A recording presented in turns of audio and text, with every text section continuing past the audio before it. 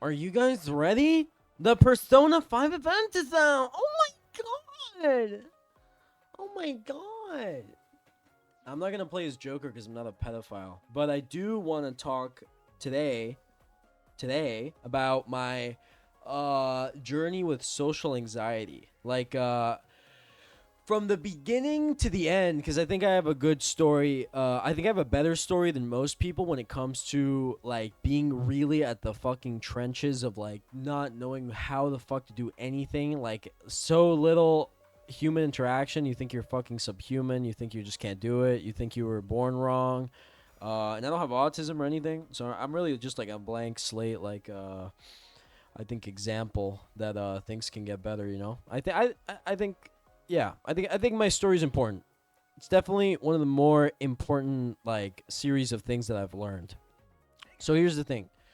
Um okay, the story starts out in 2022, but technically in 2016, my parents divorced. And before my parents divorced, I was pretty normal. But the thing is, when they divorced, it turned out that my mom was really crazy and that my dad leaving was just like, oh, well, I can be evil now. So she was evil. She was very fucking evil and insane. This is my white. I love white gummy bear. Like energy drinks are so fucking good. She was very evil. Here's the story though. Here's the story though, because I keep saying that it sounds cornball if you don't know the situation. The thing is, what happened was, whenever he left, he started seeing another woman who was like after he left, he didn't fucking. My dad didn't cheat, so. And it happened to be one of his childhood friends. So this is like a classic case of, oh, she broke up with me, then got with her guy best friend. Like, even though they hadn't talked in years, and he only talked to her after, that's what it seemed like. So my mom started telling me that my dad cheated on her, and I was like, oh my god, I love my mom, and my dad must be evil because my mom would never lie to me. And then, here's where it all started. My mom started to lie to me and tell me that my dad's like this evil guy and all this stuff and everything. And so at school, I started to have like mental problems as a kid. I started to have like a lot of anxiety and depression because my mom would throw all this crazy shit at me. My mom's she's a fucking basket case. Like, she used to try to convince me I had superpowers. She used to say like just insane shit for no reason. She would give me like a lot of like things to be afraid of that weren't there in the first place. And because of it, I ended up developing like a really bad mental issues, especially with anxiety and stuff. So what happened was, whenever my dad left her, she went off the fucking rails and just got way worse about everything. Holy moly! Oh my god, pedophile right next to me. So, um, when I was in second grade, I had this way before. I was in fucking second grade in 2016. That's crazy, but I was in like second grade in like maybe 2000. Fuck, I don't know. I was born 2005. So I had a friend in second grade, and I had a bunch of friends in second grade, but I had a specific one who led me to be. He was friends with me and another guy as his two best friends, and then we became friends, and we both stopped being friends with him because he was kind of a dickhead. So this guy had made friends in school, and because I was so awkward, I didn't make fucking friends in school. And so I made friends with all his friends, and then the friend group got bigger and bigger. But the thing was that I could not talk to anyone or socialize if it wasn't someone I had already spent a long time with. I could not, I was nervous talking to people I had known for years. So the thing was, I could not make any new friends by myself. Every time I would be like, hey, this is my best friend's, one of his best friends. That's not enough. I would not be able to talk to them or social. I was a really bad case of being. It's so easy in this generation to stay indoors all day because there's so much fun shit you can do without living your life, and that's kind of what it was. It was that mixed with my mom being like a fucking psycho. Um, and also, I mean, this is like when I was like 15 and under, so I think I can blame my mother. I don't think.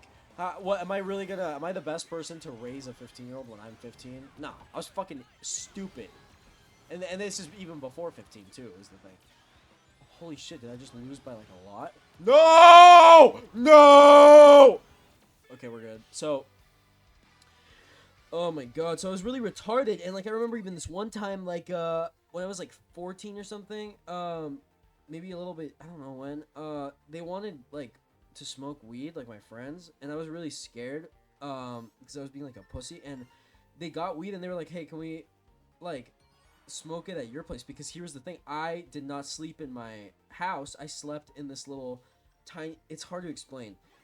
We had a big garage that was completely disconnected from the house. Like it's separate from the house, and the garage was, I guess, really big. So what we did was we cut it into like a tiny room in the back of the garage, and the room was not maintained well since it was in the back of the garage, and then it had a door opening straight into just like grass wilderness. So it was more like a little shack outside. It's like Shrek's little hut. And that was where I spent all my time, and I started to sleep there because my mom was so fucking crazy that I wanted to. She would come up to me and show me like pictures of my dad's new girlfriend and be like, "Isn't she so fat and stupid, and I'm way hotter than her?" Yes, mom. Yes, mom. She's very ugly, and he doesn't. You're better off without him anyway. That's what I want to hear. Like my mom was like a fucking psycho. Like I don't hate. I don't like my mother. I think she's a bad person. I think that's fair. She also wouldn't feed me. So that's enough. So I lived in this room outside, and I was 90 pounds. And I think what my friends thought was that I was like anorexic or something, because they would all make fun of my body. Like we would be the rich friend was this Jew that had it wasn't like a mansion, but it was a big ass fucking house. Huge ass house. Huge. And we would go there, and every single weekend, we would have a sleepover without fail. And every time he would get a pizza with like sausage and pepperoni on it, and that's what I would eat every week. That was my big meal. Besides that, it was like Welch's fruit snacks and everything. I could have been 6'3". I'm stuck at 5'10". Chud, Soylent cuckold height, because of that, because of my fucking mom. So, anyways, these guys would bully me because I was so like retarded, you know. And they would try to introduce me to their other friends, and I would just make them look stupid to their other friends because they're like, well, why are you friends with this guy who like is like weird, can't even speak. So my friends would start to bully me and stuff, and then it got even worse because the more depressed I got, my mom would like do crazy shit. I'd get more and more depressed, and then I would send up. I would like fucking just sit in that little room outside, like cutting myself. And no one wants to be friends with a buzzkill like that. So I started to get bullied by these people, and I would also have these like emotional outbreaks. Like I was like a fucking basket case. I mean, whether or not there's good reason, I don't know. I can't say that guy's name is funny. Racist. Cool, dude. Whether or not the thing is, like, is it really my fault that I had all those emotional outbursts? On paper, no. I was young. I was in a bad situation. You know, but I can grow. You can do something bad when you're like 9 years old, and even though you were a 9-year-old, you still learn from it now. You know, you learn to control your anger or whatever the fuck. And I don't blame them for treating me like shit, because I kind of, they're kids too. And for a while, I guess I didn't understand that. I was like, oh well, like they ended up all not being my friend anymore, and all of them, and including my best friend, who was the one that got me into the group. And I remember my best friend's mom knew something funny was going on. Two of the moms knew something funny was going on. The one whose house we would go to, who had a shit ton of money, and my best friend's mom. And my best friend's mom started offering me like a place to stay at their house, but because I was getting like bullied and roasted and flamed by all the other kids, he was like, no, you can't stay here. Like, I'm not letting you stay here, even if my mom's inviting you. So I ended up, I kept like not eating and stuff, and I mean, to be fair, he didn't know how bad it was. I think he just thought I was being a pussy for some reason. And the other one, the Jew's mom, she actually got up in my mom's face and was like, "You're a fucking horrible person. Like you cannot raise a child like this. Like you're putting him in agony. Like you're torturing your kid." And I really appreciate that to this day. I think she doesn't like me because what I go on to do later in the story to her son, because I hate him. And to this day, I still think he's kind of a bitch, but I understand the situation, and from the situation, I don't think he's a bad guy. I don't think his mom's I think his mom is a really good person. Anyways, Jesus Christ. They cut me out of the friend group just randomly one night. just one randomly, I woke up. I mean, it wasn't random. They had been like distancing themselves from me because every time I would talk about cutting myself, they would just fucking laugh at that point because I would do it so often. Like, I'd be like, yeah, whatever, chud. Oh my god, motherfucker! God.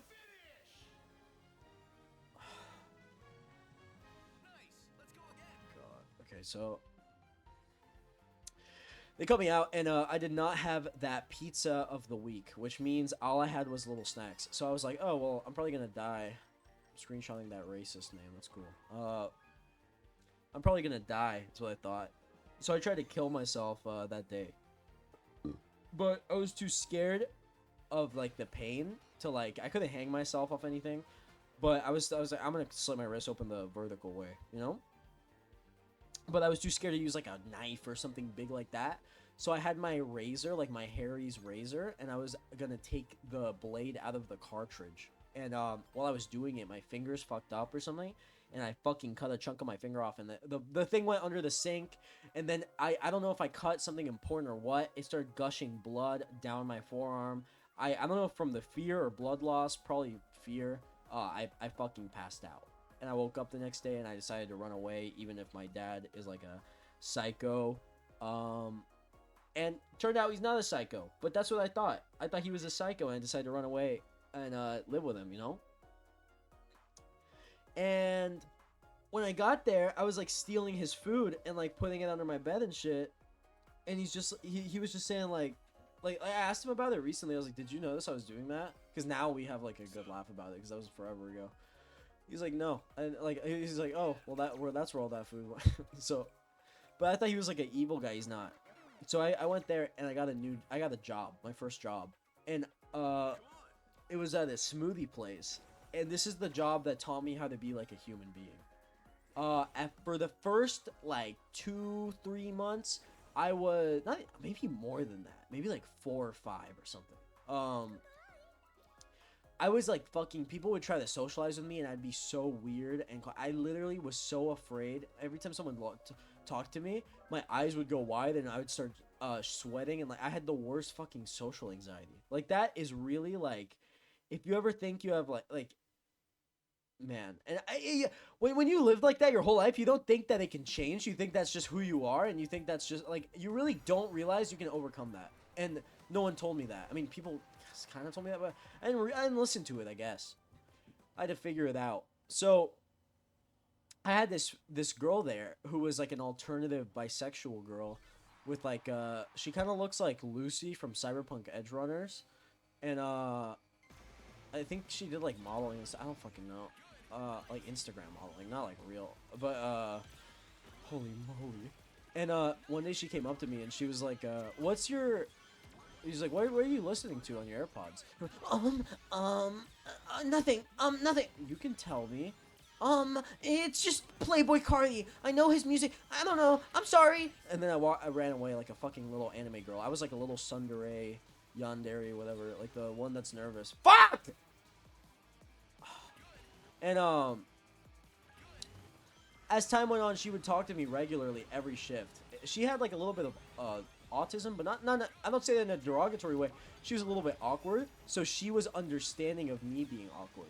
And the key thing here is that I think she was worried about how she came across, so she didn't even realize that I came across like a fucking idiot. You know, we laughed about it afterwards, like, oh my, because I when I opened up, I really opened up, and I think she was just nervous that she thought I thought she was weird, and I think that says a lot. I think whenever you are talking to someone, do not think about, oh, what do they think about me? That will fuck you up. Realize that they are thinking, like, make them the awkward one. That is so important. Like, do not be the awkward one. If there's an awkward one, it's not you. It's like a fucking, it's like ping pong. Like, you just don't let them win. Don't let them hold better eye contact than you. You just be very, like, talk, say what you mean, say things even if sometimes your brain says, oh, you shouldn't say that, it's too much. Say it anyway. Fuck it. You only live once. So, hashtag YOLO. So, I made friends with her friend, who was her best friend, who also worked there. And then after that, I started just making friends with everyone there. And that place became like my little home. I even became friends with the manager. And he was like this 30-year-old black guy with like a son who was 6'3" and he was super jacked. nicest guy in the world, and apparently the girls. Never mind. I'm not gonna say that. I thought he was fucking awesome. I love him. So he was really nice to me, and like at that point, it was like I was like the one person there that like the thing I was so nervous about no one liking me that I would accept people and become friends with them even if they're not the kinds of people. Like I would make friends with these lesbians who like oh my god, who like if you say faggot around them that they'll never speak to you again. Like if you say these words around them, they'll just think you're a bad person. People who are really soft like that, I still make friends with them. People who are like retarded, I made friends. Like nice, like mean people, nice people, funny people, serious people. I try to make friends with everyone. And that's something I was only able to do because of the stage in my life where I was like, oh my god, I've never had friends. I'm gonna be friends with everyone there. Nowadays, if I meet someone and I kind of don't like them, I'm probably not gonna bother. Oh my god. So my brain farted. So the thing is, like, I remember even one time it was my birthday, and in the group chat or whatever that app is called, you can make your like I copied my name to be the manager's name and the profile picture to be his profile picture. Dude, my team sucks.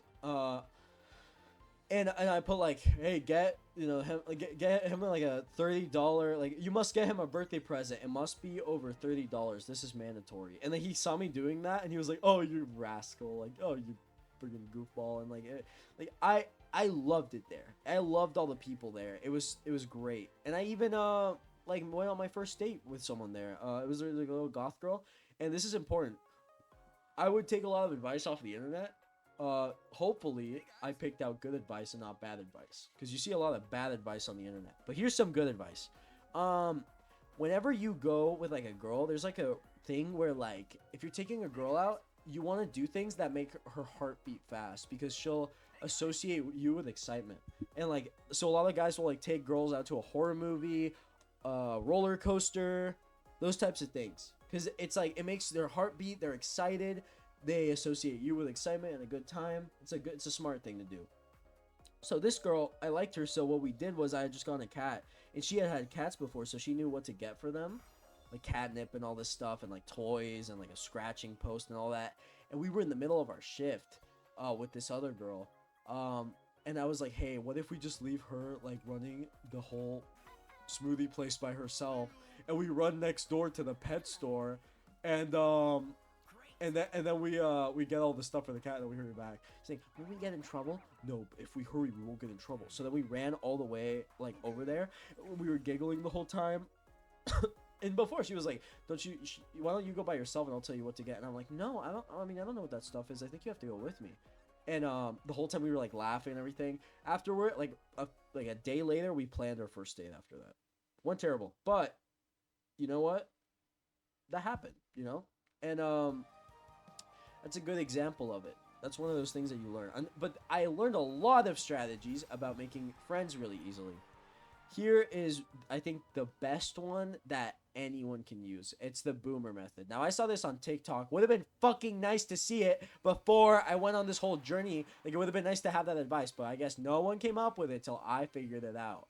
Like I guess we all figured it out at the same time, and no one knew about it beforehand. I'm using the wrong thing, I just realized. Like on the left, like my little, what do you call it? Like your little board with your shit on it. I'm using the wrong fucking one. I don't know what happened. Oh god. I'm so fucked. Mine's so good. What was I saying? The boomer method is what they call it on TikTok. I don't know what I called it. I don't think I called it anything. It's just acting, like the way I would have described it is acting like you've known someone for years when you just met them. Now this is good for, like just easily breaking the ice with someone. Think about like old people when they talk to you, like, yeah, it makes you want to kill yourself a little bit sometimes, but like it's what they do is actually very smart. It's like, I mean, not really smart, but like they do shit you can apply really well to do good things. Some of it is like, let's say it's like, oh my god, you have the same shirt on as my niece, and my niece, we always go to the dog park together, and then, like that kind of thing is really easy to start a conversation that way. And another thing is I saw this online. It's true. I figured this out before I realized what it was. But if you've ever played Metal Gear, you know, Solid Snake, you do the Solid Snake method in real life, you'll be able to talk a lot easier. Here's the Solid Snake method. It keeps conversations going. You repeat what they say in like a questioning tone to know more about it. So let's say um it's like yeah, I played tennis with my uncle one time. Your uncle? Yeah, my uncle. You know, we like I love him. Like we you know we always go camping. Camping? Yeah, camping. Like we went to like the Bujukaku Mountains, and the Bujukaku Mountains are you know they're very nice. Bujukaku Mountains. Yeah, they're over there, like in they're by Arkansas, and yeah, and, you know we saw a brown bear there. A brown bear? Like that? It works. Trust me, it works. Like the example I gave is probably retarded. It's because I'm playing Sonic. It's hard to focus, but it really works. It really works. It's great. And a lot of the things is like autism maxing. Like really, like I think Shane Gillis said this. If not, it was another comedian. But they're like, they said that autistic people are like cats and Down syndrome people are like dogs. And that's completely true. And you want to be more of a dog than a cat in conversations. Being a cat, you know, if you're a girl, that's great. You have to be a dog if you're a guy. Sorry, bozo. Like, you have to be outgoing and not have fear. That's just how I see it. Not to say anything derogatory for men or women, but I just feel like when you're a man, when you're a man, like for business opportunity, to get a job, like all this shit, you should be doing this stuff. You have to seem confident. You need to have a lot of confidence in yourself. Damn, we got fucking diddled. Wow. So what was I saying? Hold on. A lot of girls will like you if you just act like you have fucking Down syndrome. When later in the story, I go back to high school. Well, I go to high school, because I had not been going to school, which is very illegal. I don't know if I mentioned this. I forgot. I had not been going to school, so I went to school halfway through junior year when I had already had social skills for my job, and I got into theater. I didn't really like doing plays or anything, but I did these movies, and in the movies, like we would watch them all, we would win like the award, like best movie, whatever the fuck, and then we would go out to I think Chili's or something, like some restaurant, some random restaurant, like an Olive Garden. I think it was Chili. I don't remember. And there's like a girl I thought was cute, so I just went up to her and I was like, "Did you think I was cute in my movie? I thought it was adorable." And she started giggling. That kind of shit. No one's doing it. Everyone's overthinking it, so you have to just be asking. Retard Max. Jester Max, that's what they call it on the interweb. Why are all these guys matching cars? It's very weird. Oh my god, I have 2 pedophiles and a Mexican on my team. Yeah, it works. It works very well. And, let me think. When I was in school, I also started to get like very depressed because I stopped working at that job, and I kind of like didn't have like a you know, like I had a couple friends in each class, but I wasn't socializing all day. I hated high school. I fucking hated it. I hated it. It was so depressing to me. It's just like I can learn, I can do tests, all that, but like I need to be talking and socializing all day, or I feel like there's no meaning to life. And maybe that's because I spent years trapped in a little room not talking to anyone like a retard, but I really feel that way. I really feel like there's no it's a day wasted if I spend it completely alone, even if I'm curing brain cancer. So I would be like a fucking like nuisance, and I should have changed my board. I forgot. So I'd be like a nuisance in class and do really autistic shit in all my classes. Like I remember, like, I had one class where I dropped a textbook, then I farted. That was a highlight. A lot of people laughed. I just wanted to make people laugh. I was convinced, like, that was the only thing that made me happy. So I would do really autistic shit to get attention. One time, I had to do this project for AV, like, audio video, and I hated the teacher so fucking much because I thought he was, like, a pretentious, like, fat retard. And he is.